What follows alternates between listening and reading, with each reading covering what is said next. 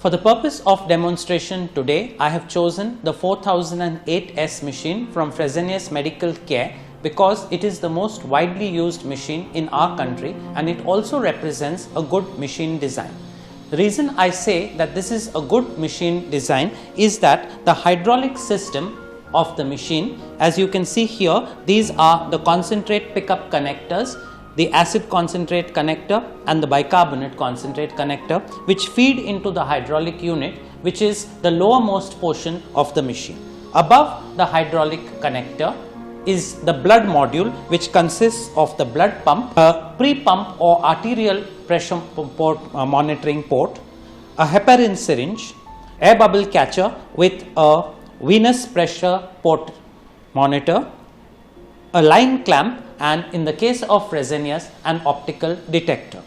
Above the blood system, the control panel and the display system of the machine. It has a nice LCD screen and 5 LED monitors over here.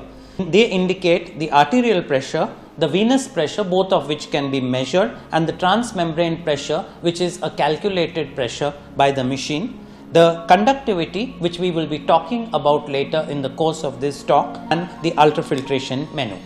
If we look at the back of the machine, we know that a dialysis machine must receive water, treated water, to prepare the dialysate, and it must drain the spent dialysate. So this is the water inlet and this is the drain. In these machines, they are color coded so that there can be no mixing of the two lines. The inlet line is red and the drain line is black. The machine is also frequently disinfected with a chemical.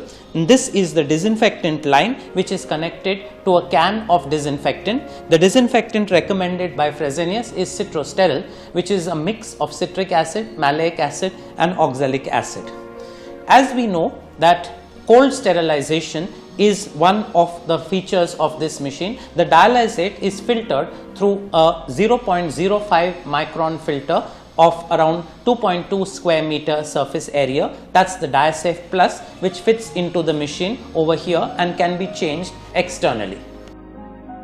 When we open the back of the machine, we expose the hydraulic unit. Above the hydraulic unit, and this is the earthing line. Now all dialysis machines are class 1 devices. That means that no leakage electric current should pass through the blood lines to the patient by accident. This means that there is an earthing line, and when we open the machine, we generally disconnect the earthing line. So it's important to remember that we reconnect it at the end. Here I have reconnected it. It also means that our power supply cord must be a 3-pin earthed socket, and because a dialysis machine uses a lot of current, around the power consumption of the dialysis machine is around it takes around 1500 watts for the heater. It means that we must have a 15 amp electrical connection. This is a heat exchanger, and above this is the calibration switch and the cooling fan for the microprocessor unit. In order to start a dialysis, we need to have the machine prepare the dialysate. For that, I open the concentrate flap, I remove the acid concentrate connector and place it in the acid concentrate. I remove the bicarbonate concentrate connector and place it in the bicarbonate. As you can see now, when I did that, the test lamp is flashing. And if I press the test button, the machine should start its self-test, in which it will test all the systems available.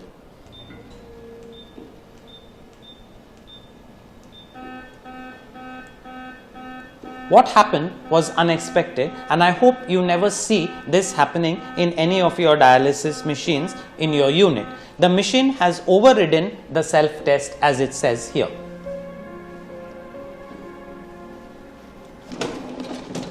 Monitoring the microprocessor unit of the machine, it's important to remember a machine has heaters, pumps, sensors, all of which are analog components, but the signals and the processing of these signals is done by a microprocessor which runs in digital electronics. So the machine must have analog signals converted to digital and digital signals as output fed back as analog signals. The machine does so with the help of this microprocessor system.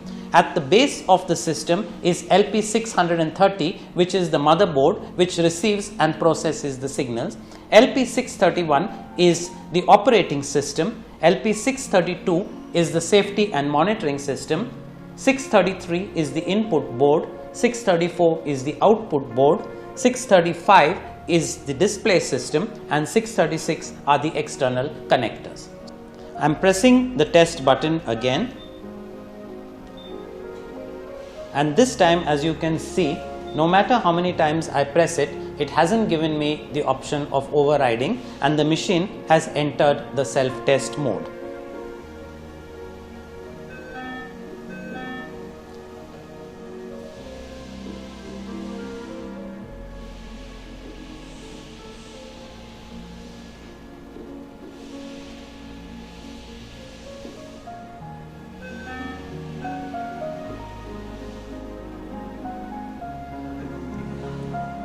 While the machine goes through the self-test, we can, if we so desire, prime and load the blood circuit. The dialyzer placed on its holder is the interface between the blood system, which is external, that's the blood tubing I am holding here, and the hydraulic system of the machine, which prepares the dialysate, which is fed through two Hansen connectors to the dialyzer here. Now, you will notice that in the window which normally displays the speed of the blood pump, you can see a value 6.4 which is flashing. I obtained that by pressing the up and down arrows simultaneously, and this 6.4 is the diameter or the occlusion diameter of the tubing's pump segment. I can, if I so wish, at this point change the value there, that's 6.6, 6.8. So I can choose a pump segment diameter depending on which one I wish to use. Some infant tubings have smaller pump segment diameters, and some tubing segments, like in the Fresenius 5008 system, which has its own dedicated tubings, the pump segment is around 8 millimeters. When we place the pump segment in the pump, all we need to do is to place it there and rotate the pump once completely. It will draw in the tubing segment. The heparin line, as you can see, is beyond is at the positive side of the blood pump. So the pressure is highest at that point.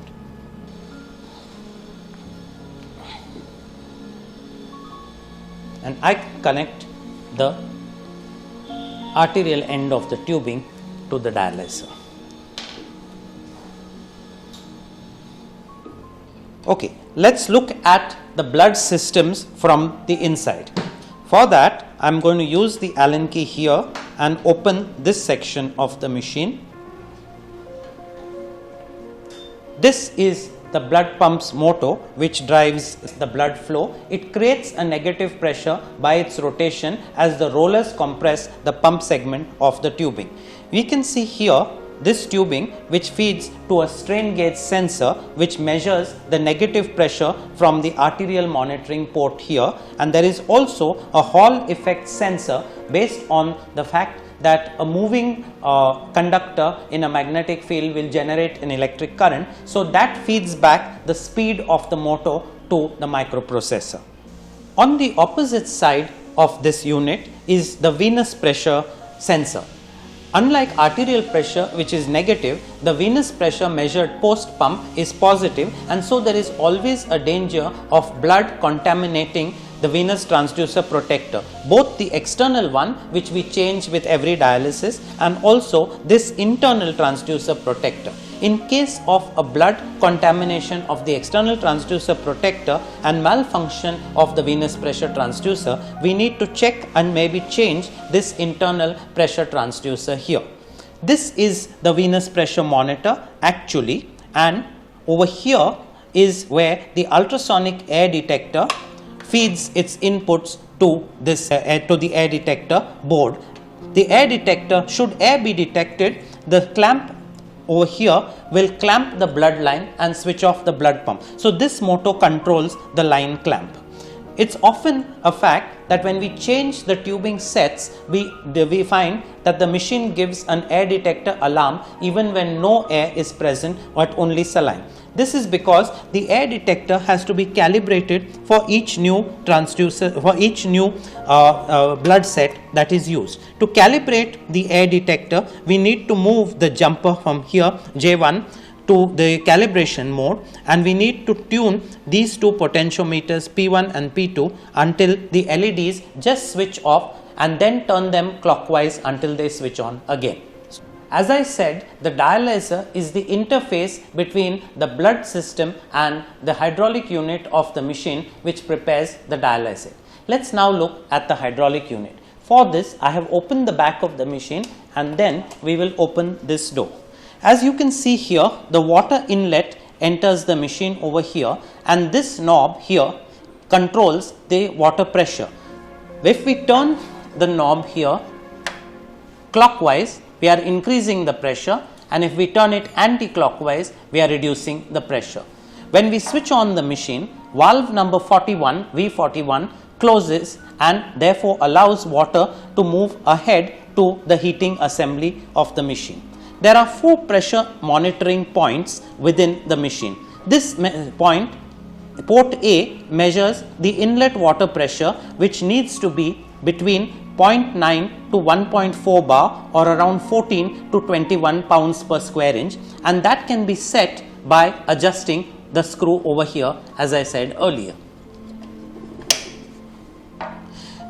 Of course, that assumes that the line pressure in our unit must be more than 21 pounds per square inch, or around 1.5 bar at the minimum. This is the degassing pump of the Fresenius machine, and we will talk more about that later. This is the pump assembly, which consists of a motor and a gear head. Gears adapt the load of the motor to the load. For instance, a motor rotating more slowly can pick a heavier load and move it forward at a lower speed, whereas a motor rotating fast without the help of gears may fail to do so. The degassing pressure is measured at this point, and this is the pressure with which the degassing motor draws water and concentrates forward into the mixing chamber through the degassing orifice. This pressure therefore is a negative pressure and is usually around minus 0.8 to minus 0.9 bars. The third pressure point monitoring is at port C, and this is the balancing chamber loading pressure point, which is around 0.9 to 1.4 bar again, and the last pressure point is the dialysate flow, which is delivered by the flow motor over here and is measured at this point and is at a pressure of around 0.9 to 1 bar. All dialysis machines need to heat up the water for 2 purposes. So, the incoming water is normally at ambient temperature, and in a normal treatment needs to be heated up to body temperature. Most machines will prepare a dialysate having a temperature between 35 to 38 degrees. We prefer a slightly cooler temperature, so 36 to 37, and that's done with the help of this heater. Following the heater is the mixing chamber. I'll show you that externally to the machine, and below that here what we have is the ultrafiltration pump. So, as we mentioned earlier, the machine must mix the acid concentrate, the bicarbonate concentrate and water. The machine draws in the concentrates with the help of these 2 concentrate pumps. You can see the color coding is maintained. The acid concentrate is drawn by the pump which has white connections, and the bicarbonate concentrate with the pump which has the blue connections. In the case of the Fresenius system, these are both diaphragm pumps with spring loaded headsets. Above this are the solenoid valves which control flow through the entire hydraulics of the machine. All solenoid valves get a 24 volt supply which energizes the coil of the valve and draws back the rod which allows flow across a valve. This is the heart of the ultrafiltration controlling system, the balancing chamber, controlled by 8 valves, V1 to V31 to V38 and V30, which is where the balancing chamber, through which the balancing chamber is loaded by the degassing pump here, as I mentioned earlier. This is the mixing chamber, and it also the mixing chamber has the air separation pump which helps in removing air in should the degassing have not carried out its function completely. This is the heater assembly with its power cable, which heats the incoming water from the ambient temperature to the desired temperature. When performing a normal dialysis, we would want the water to be heated up to 37 degrees, which serves two purposes. It raises it to body temperature and also removes some of the dissolved air. When machine is in a disinfection mode, which will be talked about in more detail by Prashant later, the machine may need to heat water up to 85 degrees in order to perform a hot disinfection cycle.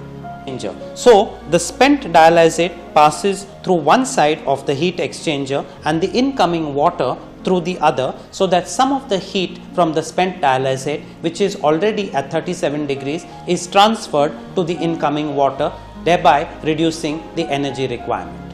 This is the diaphragm concentrate pump of the Fresenius system with a spring set on its head, and it delivers the A and B concentrates. The proportioning ratio of the system will determine the dialysate composition, and most of us use the Drake bicarbonate formula, which mixes 34 parts of water with 1 part of the A concentrate and 1.83 parts of bicarbonate concentrate. In order to deliver the dialysate from the mixing chamber to the dialyzer and then back again from the dialyzer to the balancing chamber and thereby to drain, the machine uses two of these pumps. This is the central rotor of the pump, and this is the gear head. As I said earlier, the machine adapts the gearing adapts the load to the motor to the load. I have placed the gear head in. These are the inlet and outlet of the gear head, and this is the motor which drives both the degassing pump and the flow pump of this system. In the Fresenius 4008 system, these are brushed motors, which is why the degassing motor usually needs to have its carbon brushes or the motor itself changed after 10,000 hours of running, and the flow motor needs to be changed at around 18,000 hours of running.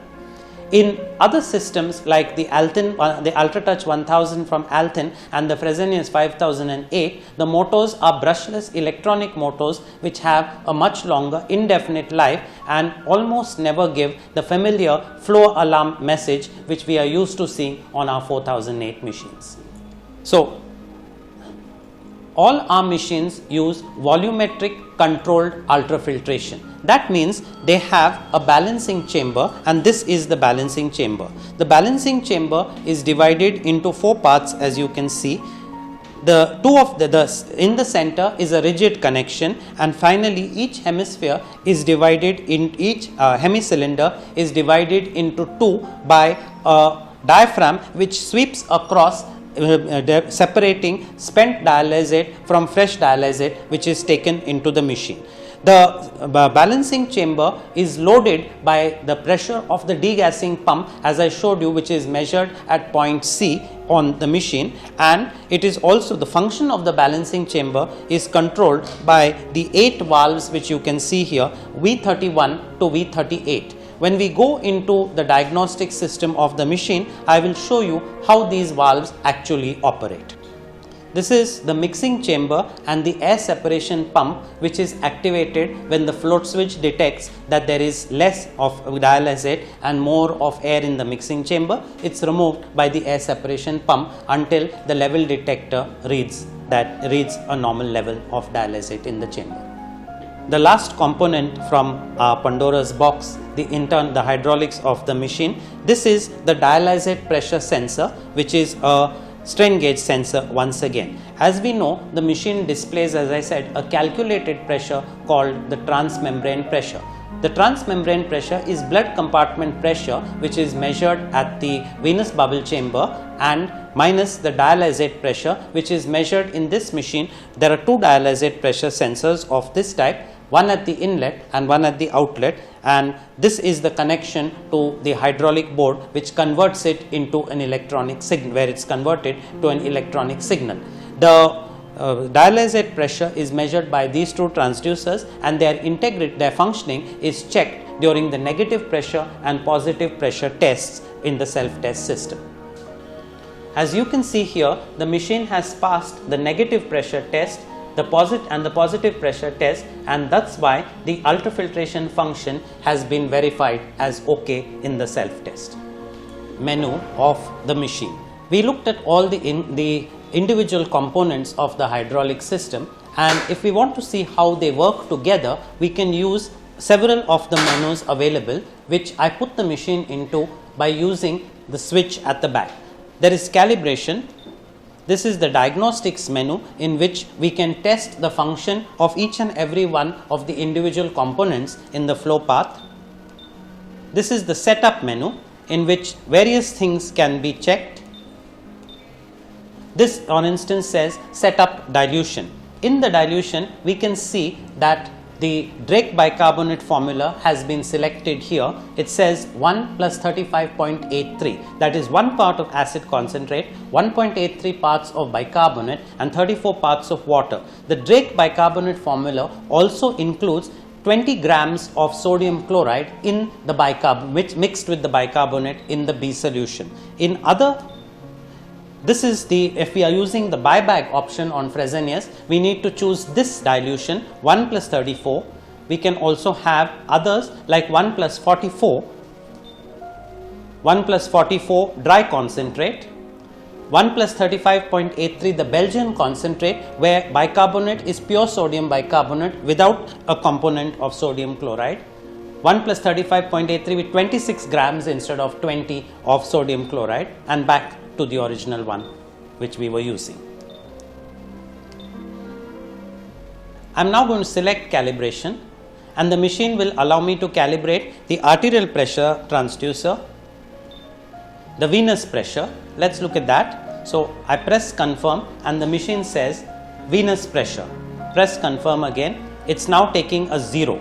It means that this transducer port has been zeroed to atmospheric pressure, at which point the analog to digital conversion signal is of 30 digits or millivolts.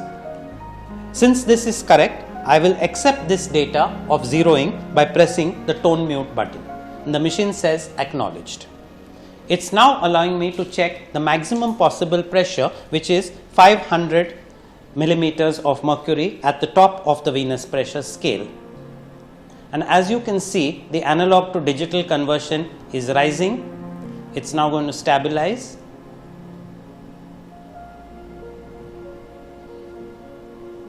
And it stabilizes at around 197. I press the tone mute button and it said data stored. So the analog to digital conversion at 0 venous pressure was 30 digits, and at 500 mm of mercury it was 196 to 198 digits. I can check the venous pressure. I can calibrate the blood pump rate. I can adjust the ultrafiltration pump volume. I can calibrate the degassing pressure at the port which I showed you, port B at the back of the machine. I can calibrate the various dialysate flows 300, 500, 800. I can calibrate temperature, the mixing system, conductivity, dialysate pressure and the blood leak detector. I am now going to go into the diagnostics menu and check the function of the various components of the hydraulic system. So this is diagnostics. I am accepting that, and the machine says read inputs. I don't want to do that. So I say go to the next. It says write outputs. I select that. It says write digital outputs and I accept that. The machine says write digital outputs for CPU1 output, and that's what I am going to do. So here is the machine says CPU1 valve V24. So V24, V31, V35 and the degassing pump are required to open the flow path from the balancing chamber to the dialyzer, the Hansen connector. So what do? I am going to open V24 valve. That's done. I don't need 24B, 26, 30. I need to open V31. That's done. I need to open V35. That's done.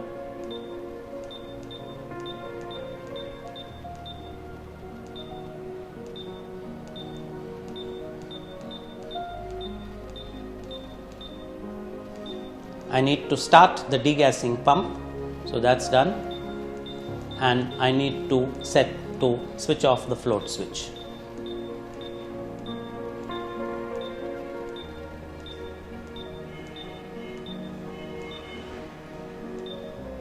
That's the float switch. So I switch that off, and now I can check the flow at the Hansen connector. So I have opened the flow path, which allows the machine to deliver the dialysate to the Hansen connector. So I am now going to remove the Hansen connector, and yes, you can see that the forward path has been opened. Stop.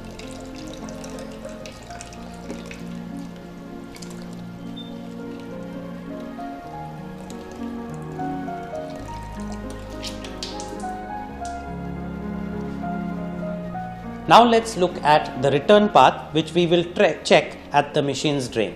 Once again, we select digital outputs, CPU 1, confirm. Now we need to open V24, we need to open 24B, we need to open 26, we need to open V30, we need to open V31, we need to open V32, we need to open V35, V36,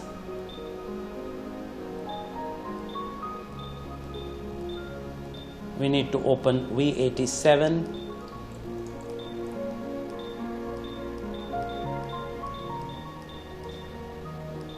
we need to start the degassing pump, we need to start the flow pump,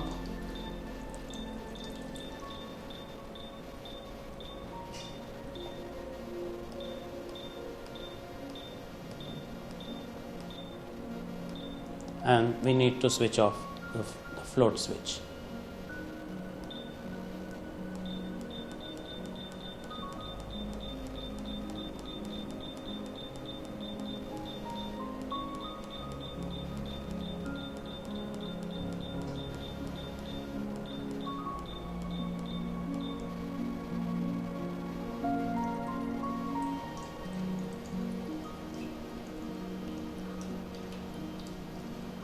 And now we can check the flow at the drain, which is the return path.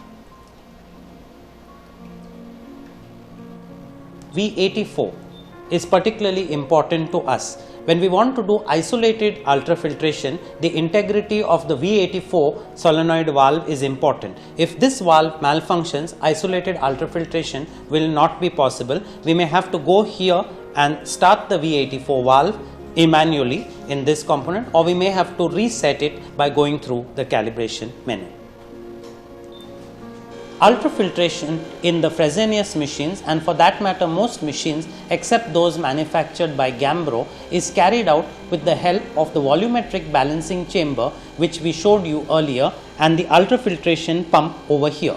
The principle of a volumetric balancing chamber is that the volume of fresh dialysate which enters the chamber and is delivered to the dialyzer, and the volume of the spent dialyzer which is returning from the dialyzer to the balancing chamber and then delivered to drain must be the same. The chamber will function with having half of it containing fresh dialysate and half of it containing spent dialysate at any given time, the volumes of which are equal. The next stroke of the flow pump will not take place until the chamber is balanced, that is, the volumes are equal. The volume of the balancing chamber in the 4008S machine is 30 ml, whereas that in the UltraTouch 1000 machine is 120 ml. In the course of the flow of dialysate from the balancing chamber to the dialyzer and back again to the balancing chamber, the ultrafiltration pump over here removes a set amount of the dialysate, thereby delivering a depleted amount of dialysate to the dialyzer. Since the chamber must be balanced, the only way that this can be replaced is across the dialyzer from the blood water, and that's what the machine does. We can check the function of this ultrafiltration pump by using a measuring cylinder to see if it delivers exactly what it is supposed to do. I have removed this connection from the T-joint here, and I will now place it in a graduated measuring cylinder. To go in to check the function of the ultrafiltration pump. In the calibration menu, we select adjust ultrafiltration pump volume, press the confirm button. The machine says UF pump 1, I confirm that. It says pulse amount equal to 60. That means in the course of 1 minute, it will deliver 60 strokes each of 1 ml, and the total volume delivered by the pump should be 60 ml with 60 strokes. If I am happy to accept this, I press the tone mute button. It says acknowledged that, and it now says press UF key, which is what I am going to do. It says UF pulses left 60, and it's going to count down now. As you can see, it is counting down. It will count down from 60 to 0. Let's look at what's happening in the measuring cylinder that we placed at the outlet during this time.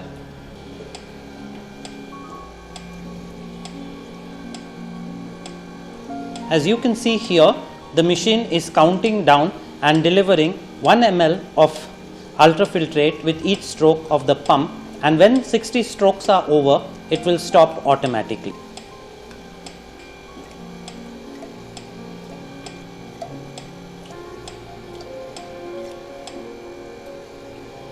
It has now stopped, and we can read off the volume. It is 61.